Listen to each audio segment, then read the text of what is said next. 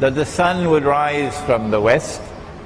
Number 7, 8 and 9, 3, khusuf, plural of khas, an earthquake, shaking of the earth and sinking down, one in the east, one in the west, and the third one in Arabia. You had one in Damansiri, UK a few years ago. And number 10, that the fire will come out of Yemen and drive people to the place of assembly. This one about the sun rising from the west.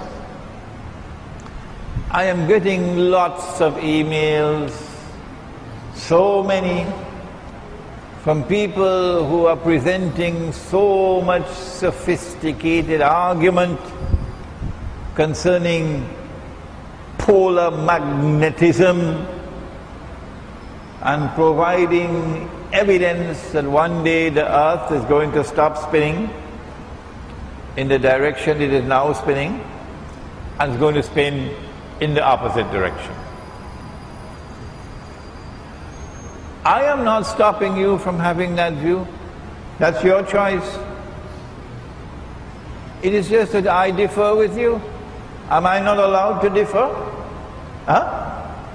Even if 999 out of every 1,000 hold the view that the sun is literally going to rise from the west one day, that's their view. Why can't I have my view? And I am not interested in all of this polar magnetism arguments. It's irrelevant to me. All things are possible with Allah. He is fa'alul lima yurid. But my primary source of guidance is the Quran. And so it is to the Quran you must turn if you want to convince me. The Quran informs me that the sun rises from the east. The Quran says so, that the sun rises from the east. It does in Malaysia, doesn't it? From the east. Yeah, okay. And the Quran further tells us, La tabila li khalqillah, that there is no change in Allah's creation. So nature is uniform. And so a literal understanding of this hadith would be in conflict with the Quran. This is my opinion. I don't see why I should not be entitled to have my opinion. You can differ with me, I don't mind. What about Tawbah? I said that the sun is already rising from the west. The hadith is speaking about a false sunrise. The true sunrise from the east is Allah's sunrise. And the false sunrise from the west is Dajjal's sunrise. So where do we see Dajjal's sunrise from the west? I say Dajjal's sunrise from the west is modern Western civilization. Modern Western civilization shines like a sunrise that there's never been in history. It is absolutely unique. There's never been anything in history comparable to modern Western civilization. And the only way I can explain modern Western civilization is by accepting that Dajjal is the architect. That it has risen from the west and it constitutes a false sunrise, and that this is the fulfillment of the prophecy of the 10 signs of the last day. That the door of Tawbah should be closed, this is a more difficult one. My view, and I can be wrong, is that Allah's messenger is not talking about Tawbah for all of mankind. In Akhirul Zaman, one people stand out. One people. And they are Banu Israel. And they have consistently said they will not appear before Allah on Judgment Day singly for judgment. No. We know that we will go for judgment one by one, each person singly. But Banu Israel says, no, we are the chosen people of Allah. And so we are going to be judged as a people, not as individual Jews.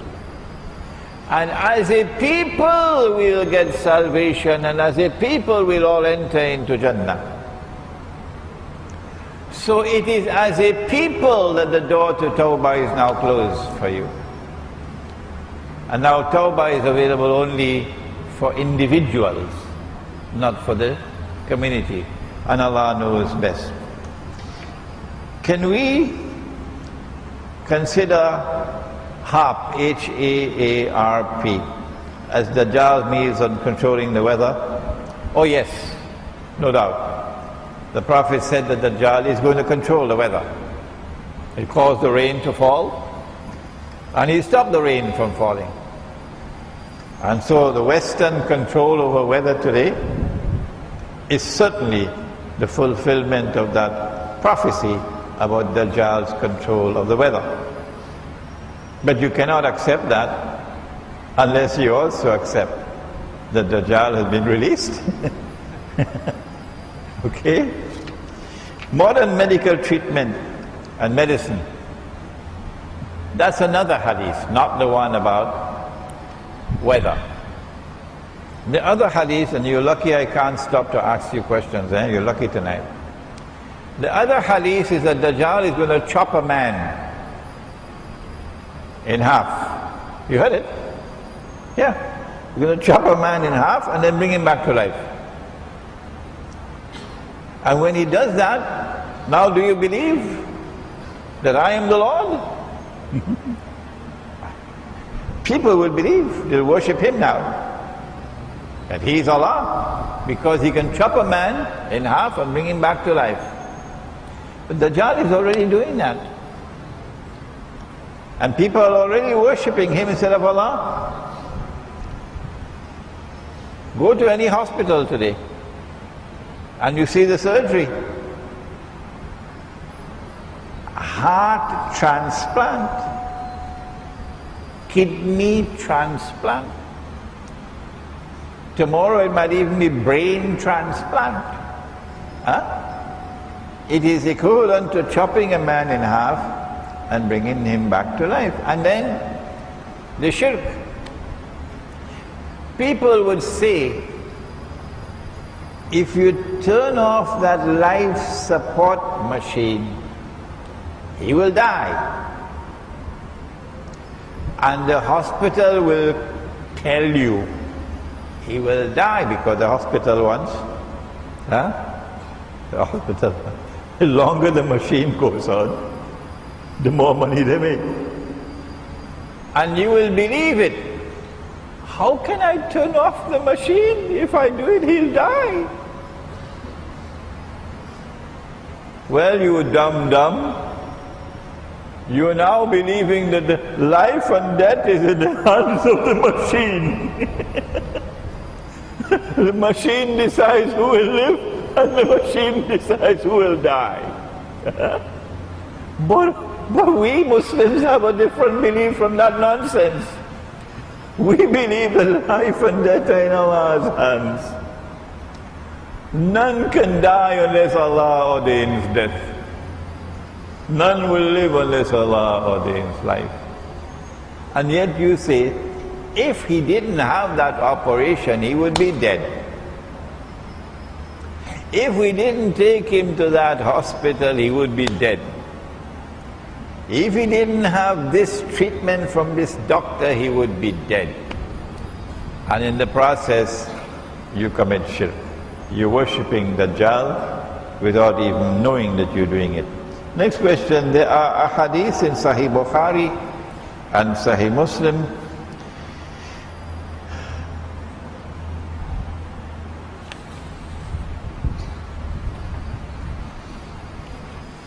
Okay.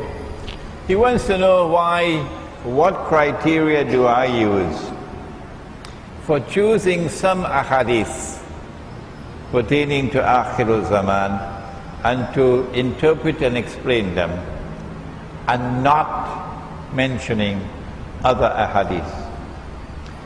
Well, I already explained that my knowledge of the subject is increasing one step at a time, little by little, little by little. It is Allah who gives understanding. If you're constantly thinking and thinking and thinking, my wife complains. Oh yes, even when I'm with her, she and I alone, the man is planning another lecture. He's writing another book. She complains. So, if you make the effort, then one day Allah will give you. Sometimes I go into the bathroom. When I come out with a new idea. So it is only as knowledge advances that I'm able to understand a hadith.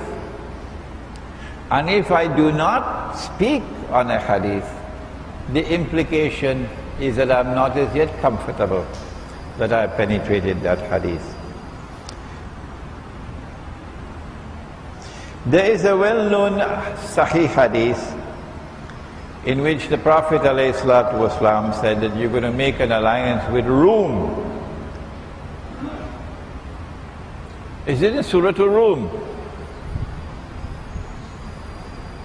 Rum.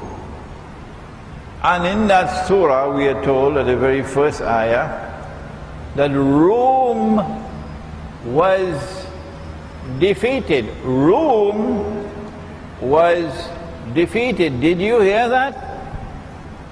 Rum was defeated. But in a few years' time, Rum will be victorious. Who is Rum? Now, if you tell me that Rome is Rome, R-O-M-E, I would suggest you go and live in Disneyland and never come back. If you believe that Rome is Rome, R-O-M-E, go and live in Disneyland and never come back. Excuse me for raising my voice. At the time when the Quran was revealed, who was it who was defeated? Was it a city in Italy, you dum-dum? Why don't you do a little bit of research before you come to this foolish conclusion? Excuse me. No, even 5 rupees worth of a little bit of research. You'll know that when the Quran says that Rome was defeated, the Quran was not talking about a city in Italy called Rome. No. The Quran was talking about the Byzantine Christian Empire, which had its capital city in Constantinople. I mean, only 5 minutes worth of research you need for that. And so don't use the word Romans. No, they're not Romans. Romans are a people who have some kind of a connection with Rome. Otherwise I have to change the English language. And these are in Constantinople. This is not Rome. So these are not Romans. So stop mistranslating the Quran, please. It is the Byzantine, Eastern, Orthodox Christian Empire. Where is Rome today? It's no longer in Constantinople because the Byzantine Empire no longer exists. But the Eastern Christian